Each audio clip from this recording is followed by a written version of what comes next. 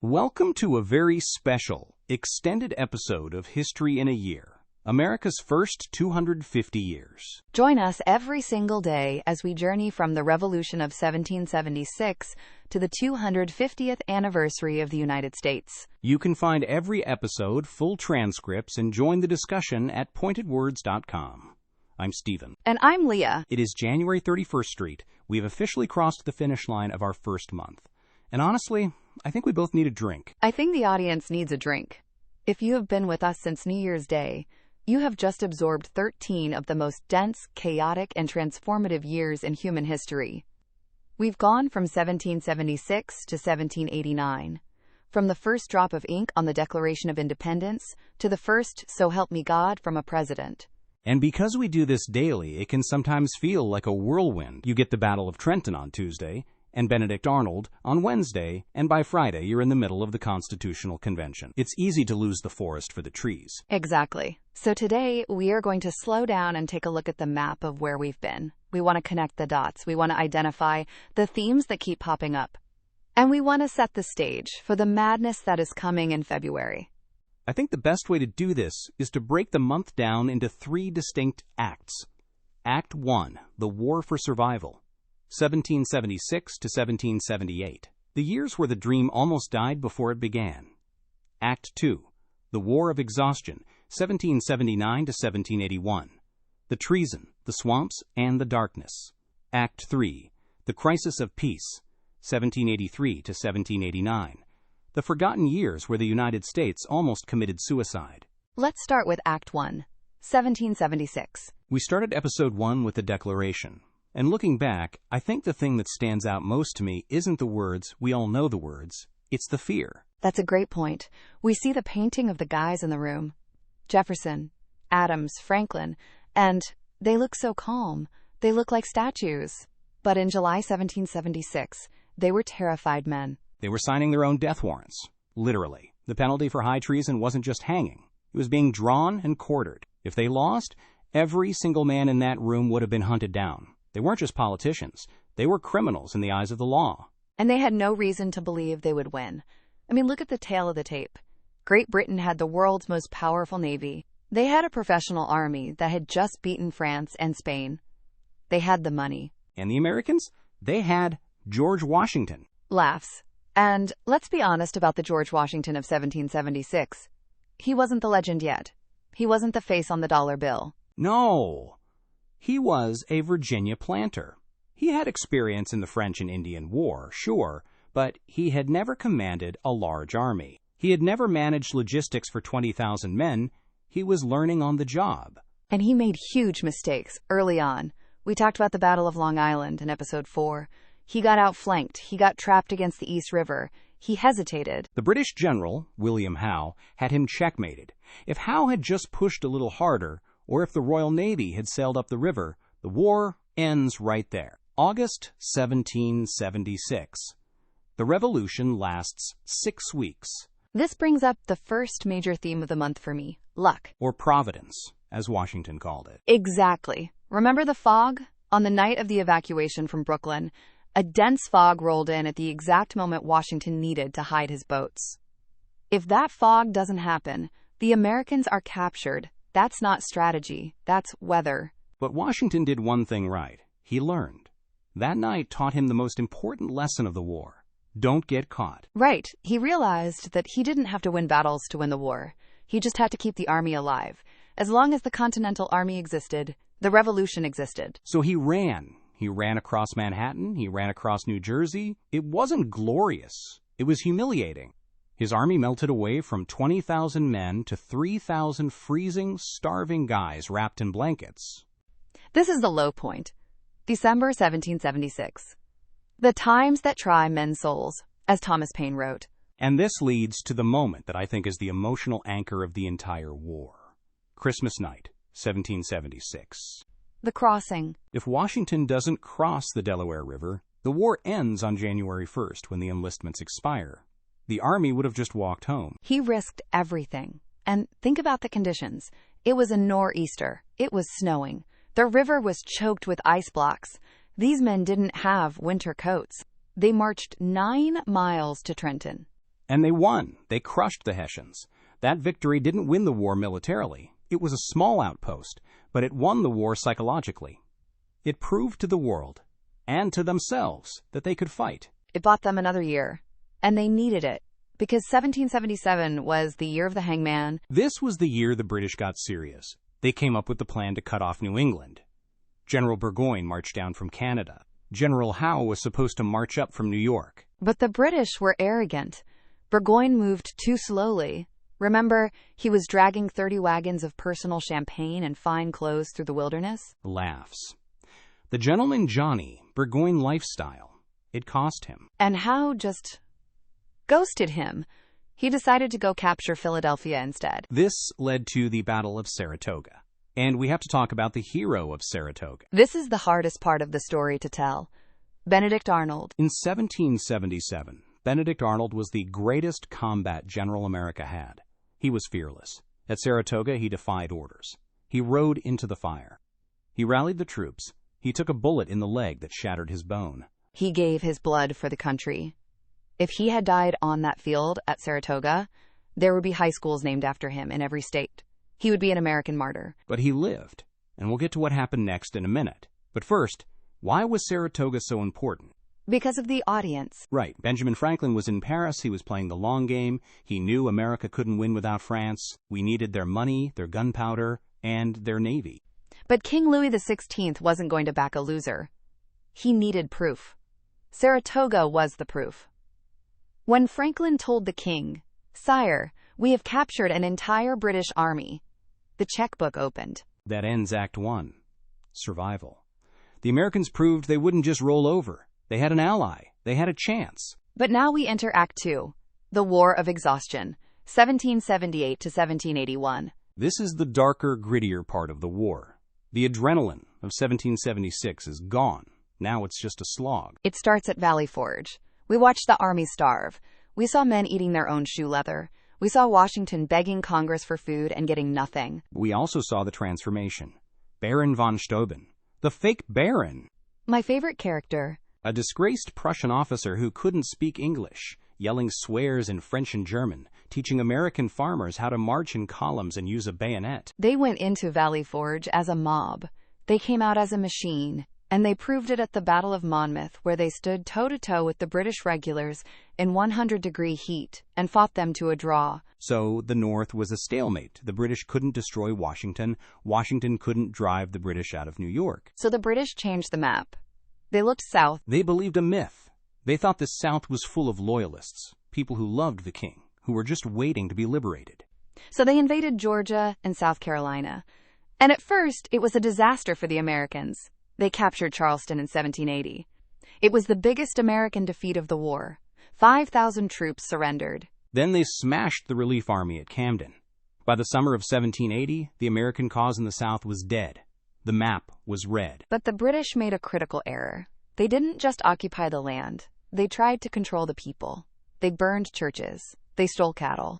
Officers like Banastre Tarleton, the butcher, slaughtered surrendering troops. This backfired. It turned the conflict into a civil war. It wasn't armies fighting anymore. It was neighbor against neighbor. And out of the swamps came the partisans. Francis Marion, the swamp fox. I love the story of the British officer who dined with him. The sweet potato dinner. Yes! The officer sees Marion and his men living in the swamp, eating roots, fighting for no pay, and he says, "We can't beat these men. They have nothing to lose." And then you have the Overmountain men, the frontiersmen from Tennessee who marched over the Appalachians to destroy Patrick Ferguson at Kings Mountain. That was the turning point in the South. But while the South was fighting back, the North was rotting from the inside. We have to go back to Benedict Arnold. We spent episode 18 on this, and I think it's crucial to understand the psychology here. Arnold didn't just wake up one day and decide to be evil. No, it was a slow burn. He felt disrespected. Congress promoted junior officers over him. He was crippled and in constant pain. He was accused of corruption. And then he fell in love. Peggy Shippen. The Lady Macbeth of the Revolution. She was young, beautiful, from a loyalist family, and she loved luxury. They were drowning in debt. She whispered in his ear, "The British would appreciate you. The British would pay you." So he made the deal. He tried to sell West Point, the key to the continent, for £20,000. The moment Washington finds out is one of the most heartbreaking scenes in history. He's sitting at breakfast. He realizes his best friend, his best general, has betrayed him. He looks at Lafayette and says, "Whom can we trust now?" It felt like the end. The money was worthless, the soldiers were mutinous, the heroes were traitors. In 1780, it really looked like the United States was going to lose. But the darkness is always deepest before the dawn. In 1781, Washington sent Nathanael Greene to the South. Greene was a genius. He lost every battle he fought, Guilford Courthouse, Hobkirk's Hill, but he won the campaign. He led Cornwallis on a chase through the Carolinas until the British Army was exhausted. Cornwallis retreated to Yorktown, Virginia, to rest. He thought he was safe. He thought the Royal Navy would pick him up. But the trap was set. The French fleet sealed the Chesapeake Bay. Washington marched 500 miles south in secret. We stood on the parapet with Alexander Hamilton as he led the bayonet charge on Redoubt 10. We heard the drums beat. The world turned upside down. And that's where most history books end the chapter. And then they were free, and everyone lived happily ever after. Laughs, if only. That brings us to Act 3, the crisis of peace. This, to me, is the most fascinating part of the month. The 1780s. The critical period. Because winning the war didn't solve the problems. In fact, it created new ones. First of all, the army was angry. In 1783, at Newburgh, the officers almost overthrew Congress. They hadn't been paid in years. They wanted to march on Philadelphia and take their money at gunpoint. And Washington had to stop them. He didn't use force, he used theater. The spectacles. He put on his glasses and said, "I have not only grown gray, but almost blind in the service of my country." He shamed them into loyalty. He saved the Republic from a military dictatorship right there. And then he did the unthinkable. He resigned. People at the time couldn't believe it. Victorious generals don't just go home. Caesar didn't go home. Cromwell didn't go home. But Washington handed his sword to Congress and went back to his farm. King George III called him the greatest man in the world for that. But the government he left behind. Oh boy. The Articles of Confederation. We called it the rope of sand. It was a disaster. The central government had no power to tax. It had no president. It had no courts. It was basically a club where 13 states argued with each other. We saw New York taxing New Jersey's cabbages. We saw Rhode Island printing funny money and forcing shopkeepers to take it. We saw the British refusing to leave their forts because they knew we were too weak to kick them out. The country was bankrupt and a laughingstock. Washington sat at Mount Vernon writing letters saying, "We are fast verging to anarchy." And then came the explosion. Shays, rebellion in 1786. When veterans of the Revolution, men who had fought at Bunker Hill, are picking up muskets to shoot at their own government because they are losing their farms, you know the system is broken. That was the wake-up call. The Founding Fathers realized that liberty wasn't enough. You also needed order. If you have too much liberty, you get anarchy. So they went to Philadelphia in 1787. The Constitutional Convention. We went inside the room, windows nailed shut, flies buzzing, the heat, and the arguments. The big states versus the small states. We have more people. We should have more votes. Versus, we're all equal states. They almost went home. Washington was despairing. But Roger Sherman, the shoemaker from Connecticut, gave us the Great Compromise. A House for the people, a Senate for the states. But then they had to deal with the elephant in the room. Slavery. We can't gloss over this. The 3/5 Compromise. The South demanded extra political power for their enslaved population. The North hated it, but they agreed to it to keep the Union together. It was a stain on the document from day one. They invented the presidency because they trusted Washington. They invented the Electoral College because they didn't trust the people. And finally, after a brutal ratification fight, where Alexander Hamilton wrote 51 essays like a maniac in the Federalist Papers, the Constitution was adopted. Which brings us to yesterday, April 30th, 1789. George Washington stands on the balcony of Federal Hall in New York City. He wears a brown suit of American cloth. He takes the oath. And that is where we are. The machine has been built, the key has been turned, the engine is humming. So, Stephen, looking back at this entire month, what are the big themes for you? What's the takeaway? For me, the biggest theme is fragility. Say more about that. Well, we grow up thinking the United States is this granite monolith. It's always been here, it always will be. But when you look at the history day by day, you realize how many times it almost died. If the fog doesn't roll in at Brooklyn, If the river freezes over at Trenton, if Benedict Arnold succeeds in selling West Point. if Shays' rebellion spreads. Exactly. It hung by a thread over and over again. It wasn't inevitable. It was fought for, and it was saved by specific decisions made by specific people at specific moments. I agree, and I think the other theme for me is character. Yes, The structures failed. The Articles of Confederation failed. The currency failed. The Congress failed repeatedly. What held it together wasn't a system. It was people. It was Washington's integrity. It was Franklin's diplomacy. It was Robert Morris's financial wizardry. it reminds me of Franklin's quote at the end of the convention, "A republic, if you can keep it." That's the challenge, isn't it? It's not a machine that runs by itself. It requires maintenance. It requires virtue. So, looking ahead, we have built the machine. Washington is president. The Constitution is law. Is the danger over? Oh, absolutely not. In fact, I would argue the 1790s, which we are starting tomorrow, are even more dangerous than the war. Why is that? Because during the war, everyone was united against a common enemy, the British.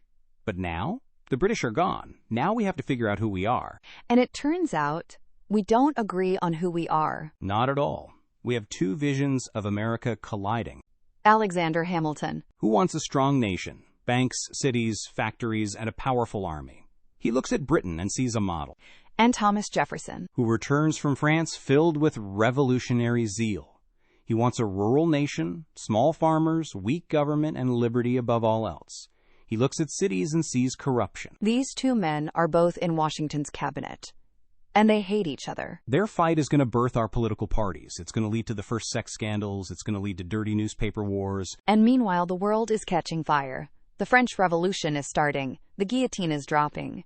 And America is going to get dragged right into the middle of it. We're going to see the Whiskey Rebellion, where Washington has to put his uniform back on and march an army against his own citizens. We're going to see the rise of John Adams, the most unappreciated man in American history. And we're going to see the tragic duel that silenced a founding father forever. So if you thought the war was exciting, just wait for the politics. I want to take a moment to thank our listeners. We threw a lot of history at you this month. If you missed any episodes, or if you want to revisit the details, they are all there at pointedwords.com. And if you have a friend who says they don't like history because it's boring, maybe send them this podcast. Tell them it's not about dates. It's about people. It's about spies and treason and love and fear. We will be back tomorrow, February 1st, to launch the 1790s. I'm Stephen. And I'm Leah. And this is our story.